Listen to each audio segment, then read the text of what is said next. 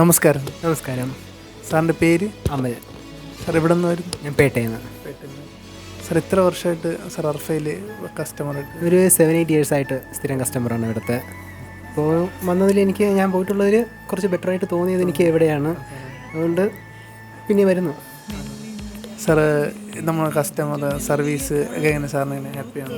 ഹാപ്പിയാണ്. കാരണം കസ്റ്റമർ സർവീസും സ്റ്റാഫുകളും എല്ലാവരും നല്ല ഫ്രണ്ട്ലിയാണ്. പിന്നെ മേക്കിംഗ് ചാർജും അതെല്ലാം കുറവാണ്. അതുകൊണ്ടാണ് ഇത്രയും വർഷമായിട്ടും വന്നുകൊണ്ടിരിക്കാൻ വേണ്ടി കാരണം.